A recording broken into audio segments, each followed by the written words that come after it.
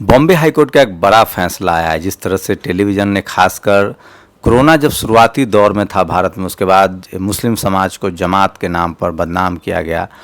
अब 30 के करीब एफआईआर बॉम्बे हाईकोर्ट ने रद्द किए हैं और उनका कहना है कि ये जानबूझकर मुसलमानों को बदनाम करने के लिए किया गया है। जमील अहमद मेरे साथ हैं जो लगातार टेलीविज़न चैनल, माफ़ कीजिएगा, फजील अहमद हमारे साथ हैं जो लगातार टेलीविज़न चैनल पर जाते रहते हैं। फजील, कैसा लग रहा है इस फैसले के बाद? देखिए, ये तो फैसला आना ही था। अभी और भी फैसले आएंगे इस तरह के।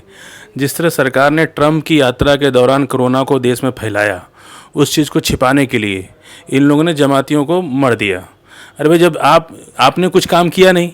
एयरपोर्ट में 56,000 लोग आए उस दौरान, 8,000 को ही आप क्वारंटाइन कर पाए, बाकी को आपने इसे छोड़ दिया जो पूरे देश में जाके फैल गया।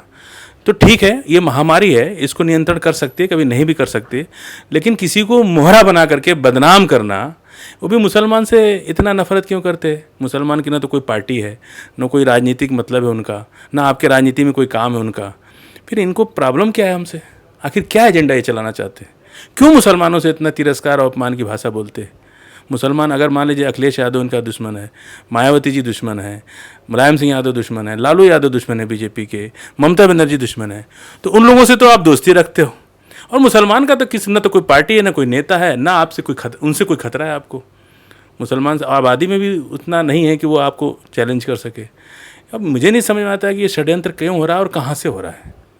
क्यों क्यों बीजेपी के निशाने पर मुसलमान क्यों होते हैं? उसका राजनीतिक नफा नुकसान क्या है? भी हमने आपको बोला था कि SC ST OBC की जो नेता आज सत्ता में 20-25 साल से कहीं ना कहीं जुड़े हैं, उनको आगे बढ़ाने में मुसलमानों का हाथ है। इसलिए उन्होंने ये टारगेट कर रहे हैं कि हम हमेशा दलित OBC SC ST को दबा के रखे। ये मुसलमान उनको चीफ मिनिस्टर बना रहे, गृह मंत्री बना रहे, रक्षा मंत्री बना रहे। तो अगर हम मुसलमानों को टारगेट करके इनसे अलग कर सकते तो सदियों से हम दबाते हैं, फिर दबा लेंगे। यही मंशा है इनकी। सियासत को लंबे समय तक ये मनुवाद हावी करना चाह रहे देश के ऊपर, जिसमें मुसलमान रुड़ा है। कहीं ना अभी देखिए CA पर मुसलमान दलित साथ में मिलकर लड़ा। अब इनको एक डर है, और प्रधानमंत्री ने कहा भी था कि ये एक प्रयोग है, शाहीन बाग नहीं है, ये एक प्रयोग है। तो कहीं ना कहीं सरकार, ये देश के लिए अच्छा नहीं है, देश के लिए बिल्कुल अच्छा नहीं है। इससे तरक्की नहीं हो सकती। टेलीविजन अखबार पर क्या के बारे में क्या कहना? अब देखिए, टेलीविज़न अखबार तो तहलका के स्टिंग ऑपरेशन में बड़े बड़े चैनल्स के मालिकों का आपने देखा, दुनिया ने देखा कि 100-100 करोड़ में डील हो रही है कि हम हिंदू मुसलमान का डिबेट चलाएंगे, चाहे देश जले चाहे कुछ भी हो। इंदिरा गांधी जब प्रधानमंत्री थी, BBC को यहाँ लाइसेंस लेने में नाको चने चबाने पड़ गए थे। इसीलिए प्राइवेट मीडिया, और हमेशा पूंजीवाद का विरोध डॉक्टर लोहिया और डॉक्टर अम्बेडकर ने इसीलिए किया था कि जानते थे कि पूंजीवाद जब आएगा देश के अंदर तो मीडिया के माध्यम से वो हमारे लोगों पर हमको जुल्म करेगा। आज क्या है? आज मीडिया का इस्तेमाल हो रहा है राजनीति में। मीडिया क्या है? मीडिया को पैसे जो दे रहे वो हिसाब से उनका काम कर रहे हैं। अभी उससे 2 महीना पहले पैसा, अगर वो वैसी पैसा दे देंगे मीडिया उनके पक्ष में हो जाएगा। दे ही रहे ना, और वैसी साहब को भी दिखाई रहे ना। आज क्यों नहीं मुसलमान उनके साथ खड़ा हो पाता? मायावती पैसा दे दे, मायावती को दिखा देगा मीडिया। मायावती को भी दिखाते ही हैं जब जरूरत पड़ती है, जब उनको हमारे SC ST। मीडिया सिर्फ पैसे से काम करता है, उसमें भी जाति और धर्म का एंगल है। नहीं, जो लोग जाति के धर्म पे देश में राजनीति करना चाहते हैं वो मीडिया का इस्तेमाल करते हैं। मीडिया का अपना कोई मुद्दा नहीं, अपना कोई एजेंडा नहीं, अपना कोई मोटिव नहीं है। उनका है बिजनेस। बिजनेस कहाँ से चलेगा, कैसे चलेगा, उनको प्रॉफिट आना चाहिए, बस इतनी सी बात है। उनको इससे मतलब, वो उनका अपना कोई मोटिव नहीं है।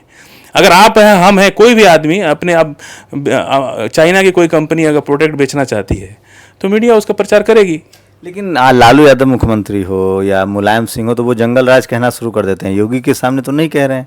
तो मुझे तो लगता है कि इसका जाति और धार्मिक कनेक्शन भी होगा। सही कह रहे हैं कि जंगल राज दिखाते हैं, भ्रष्टाचार दिखाते हैं। लालू जी को चारा घोटाला दिखा रहे हैं, आजम खां को बकरी चोरी में दिखा रहे हैं, बहन जी को ताज कॉरिडोर में आपने देखा कि किस तरह से परेशान किया गया, जबकि उस क्या केंद्र सरकार नहीं जिम्मेदार है उस घोटाले में। कोई भी राज्य सरकार अगर अनुमोदन के लिए फाइल भेजती है दिल्ली से, तो दिल्ली के लोग भी तो उसमें जिम्मेदार होंगे ना। लेकिन मायावती जी के अलावा तो और किसी का नाम आता नहीं। तो एक षड्यंत्र है। लेकिन दुख इस बात का है कि ये लोग भी नहीं समझते। ये उस षड्यंत्र से पता नहीं इनको क्या है, ये उस षड्यंत्र से ये भी नहीं है कि हम भी जागे और एकता लाएं। आज जम्मू कश्मीर के सारे नेता एक हो रहे, आज से 1 साल 2 साल पहले नहीं एक हो पा रहे थे। अब जब समस्या सामने विकट आ गई तो अभी भी समय है। मैं तो दलित OBC SC ST मुसलमान नेताओं से अपील करता हूं कि आप लोग ऐसे जालिमों के खिलाफ खड़े होना चाहिए, एकजुट होना, अपने राजनीतिक लाभ और हानि को छोड़ दीजिए समाज के लिए। आज का नेता जो है ना अपने लिए जी रहा है, समाज के लिए नहीं जी रहा। कैसे हम मुख्यमंत्री बन जाएं, कैसे एमपी बन जाएं, कैसे एमएलए बन जाएं, इस पे सोच रहा है। देश कैसे तरक्की करेगा, समाज कैसे तरक्की करेगा। हमारे जो दबे कुचले समाज के लोग हैं, जिसके घर में 3 टाइम का भोजन ही सबसे बड़ी समस्या है, वो ये लोग तरक्की को दिल्ली, मुंबई, कलकत्ता, बेंगलोर से देखते हैं। ये लोग तरक्की को देखते हैं कि हम फ्लाइट उड़ा रहे हैं। हम तरक्की को उससे देखते हैं कि गांव तहसील में, गांव स्तर पर, कस्बे स्तर पर क्या विकास हो रहा है, हम उसको मानते हैं। वहाँ तो सड़कें ही नहीं, गांव में पानी बरस जाता है। तो मुसलमानों को अनटचेबल जैसा कर दिया गया। आप आम नहीं खरीद बेच सकते, सब्जी नहीं बेच सकते हैं, जैसे पहले शेड्यूल कास्ट या शूद्रों के साथ था। इसका क्या सॉल्यूशन है? अब सब्जी बेचेगा कौन? अगर मुसलमान नहीं बेचेगा तो बेचेगा कौन? है कौन सब्जी बेच सकता है? शर्म आती है लोगों को सब्जी खरीदने में। जो यहाँ के संभ्रांत बड़े लोग हैं उनको तो सब्जी खरीदने में शर्म आती है, तो बेच कैसे सकते हैं? तो मजबूरी है उनकी, तो सब्जी तो मुसलमान से ही लेनी पड़ेगी, क्योंकि वही बेचते हैं बेचारे। पंचर वही साटते हैं, बाजा वही बजाते हैं, डोली वही ढोते हैं, चमड़ा वही साफ़ करेंगे, आपका चप्पल जूता तो वही सिलते हैं, कपड़ा वही धोते हैं, गाड़ी वही साफ़ करते हैं। तो आप जाएंगे कहाँ? कितना तिरस्कार करेंगे, कितना अनटचेबल उनसे, उनका छुआ गाड़ी नहीं छुएंगे। जो दलित जो है सुबह उठ के, कमज़ोर दलित है ना, ओबीसी SC ST के लोग हैं ना, गाड़ी साफ़ करते हैं, वो गाड़ी साफ़ करते हैं। आप आगे छूते हैं कि नहीं छूते हैं उसको? तो क्या लग रहा है, ये जो सिस्टम में जो लोग पहुंच रहे हैं, SC ST OBC माइनॉरिटी के लोग, उनके साथ भी इसी तरह का व्यवहार हो रहा है, तो सोल्यूशन क्या देख रहे हैं? देखिए सलूशन, ये जो बेंगलोर में घटना हुई, ये घटना सरकार चाहती है कि मुसलमान, दलित, OBC SC ST इस तरह का आक्रोशित काम करें और उनको जेल में डालें। ये मतलब शेर के मुंह में खुद फंसने वाली बात है। संगठित होना चाहिए, संख्या की लड़ाई है, संख्या को मजबूत कीजिए। और ये छोटी छोटी स्वार्थ को ना, चीफ मिनिस्टर हमारा 2 MP जिता लिए, 1 MLA जिता लिए, ये सबसे काम चलेगा नहीं। अभी देखिए ISI को लेकर लगातार जब भी चुनाव आता है तो या तो आतंकवादी पकड़ाने लगते हैं, और उसमें अमूमन मुस्लिम समाज के युवा सामने आते हैं, फिर 10-10 साल 20-20 साल बाद वो रिहा हो जाते हैं। अभी फिर वो 2 दिनों से वो खेल शुरू है ISIS के नाम पर। यूपी में खासकर रेड हो रहा है, दिल्ली में पकड़ा गया है। तो क्या लग रहा है, ये सब मैसेज कैसे आप लोग कन्वे करेंगे, क्योंकि मीडिया तो उस प्रोपेगेंडा में शामिल है? देखिए कांग्रेस ने भी बहुत पकड़ा। आज तक देश में 30-35-40 साल से बहुत आतंकवादी देश में पकड़े गए, लेकिन किसी को सज़ा नहीं मिल पाई। किसी को सज़ा, कोर्ट के पास कोई सबूत नहीं ये लोग साहब दे पाए। इसलिए जब भी इस तरह की कोई घटना आती है तो हम लोग तो उस पर ध्यान नहीं देते। ये सोचते हैं कि एक और जो है बलि का बकरा बेचारा बन गया। ये दुख होता है ऐसा खबर सुन के।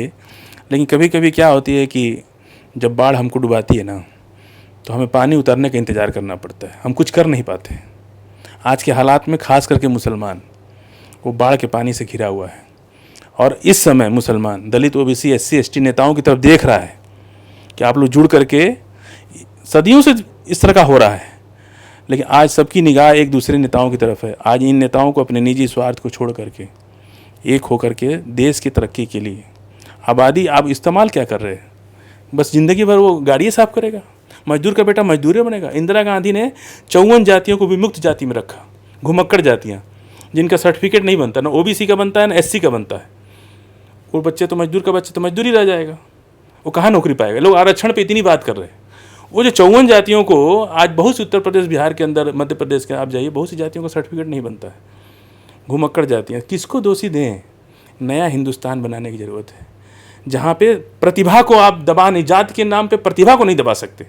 आखिर डॉक्टर भीमराव अम्बेडकर इसी से निकले, अब्दुल कलाम भी मुसलमान थे, निकले यहाँ से। लेकिन ये वो लोग हैं जो हजारों दबाने के बाद कोई एक उछल के निकल जाता है। ऐसी प्रतिभाएं हजारों हैं जिनको कुचल दिया जाता है। ये वो डॉक्टर अम्बेडकर साहब वो हैं, जो कलाम साहब वो हैं, जो हजारों दमन के बाद एक निकल गया, आ गया सामने। यदि व्यवस्था हमारे अनुकूल होगी, हमारे पक्ष में होगी, दलित, OBC SC ST के दिल से सपोर्ट करने वाले लोग सरकार में होंगे, न जाने कितने अभी बाबा साहब अम्बेडकर के जैसे और अब्दुल कलाम जैसे लोग यहाँ पड़े हुए हैं। लेकिन एक सवाल है, SC ST OBC की जब बात करते तो उनको कहा जाता है कि मुस्लिम अपने धर्म को लेकर कट्टर है, आप भी अपने धर्म को लेकर कट्टर हुई है। तो इसमें मुस्लिम समाज को क्या पहल करनी चाहिए? मुस्लिम कहीं कट्टर नहीं है। कान में शीशा पिघलाने के डालने के लिए मुस्लिम ने नहीं कहा, कुरान ने नहीं कहा। मुसलमान कहीं से कट्टर नहीं है, उसके दरवाजे 24 घंटे खुले रहते हैं। कोई मस्जिद में लाइन नहीं होती, कोई भी आकर नमाज़ पढ़ सकता है, कोई वहाँ पूछा नहीं जाता। कट्टर कौन लोग? कट्टर ये लोग हैं, जैसे आप बोल रहे हैं ना कि दिखा रहे हैं कि आईएसआई का एजेंट है, ये है वो है, यही लोग इस्लाम को बदनाम करते हैं। क्या है कट्टर?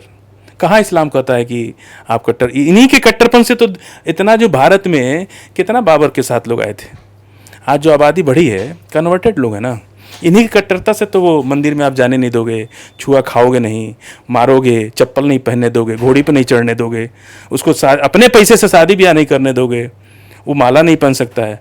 तो पहले सुनील था, फजील हो गया। आप ही से परेशान किए ना।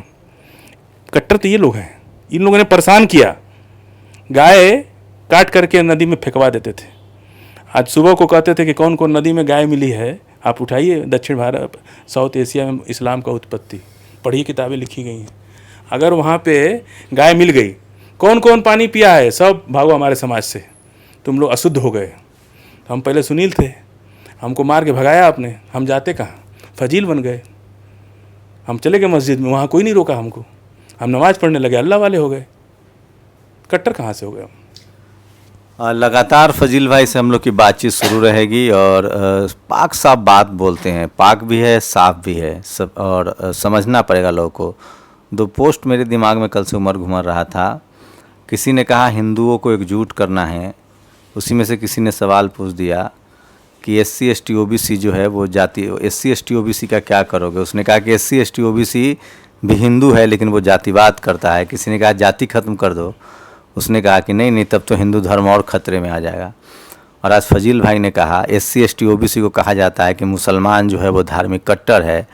फजील भाई सवाल पूछते हैं कि कान में शीशा कौन पगलाता था, मंदिर कौन नहीं जाने दिया, और ज़मीन से बेदखल कौन किया, बिजनेस से दूर कौन किया, चप्पल किसने पहनने दिया? तो ये तो SC ST OBC और माइनॉरिटी को समझना पड़ेगा कि आखिर धार्मिक कट्टर कौन है, जो आपको पूजा का अधिकार तक नहीं देता है, या वो जिसके दरवाजे आपके लिए हमेशा खुले रहते हैं। तय आपको करना है। शुक्रिया फजील भाई, इस बात को हम लोग लगातार कंटिन्यू करेंगे। कैमरामैन तारा के साथ शंभू कुमार सिंह, नेशनल दस्तक, दिल्ली। दबाएं, फिर बेल आइकन की घंटी दबाएं। नेशनल दस्तक को बचाने के लिए बहुत जरूरी है कि हर खबर को शेयर करें, लाइक करें, कमेंट जरूर करें।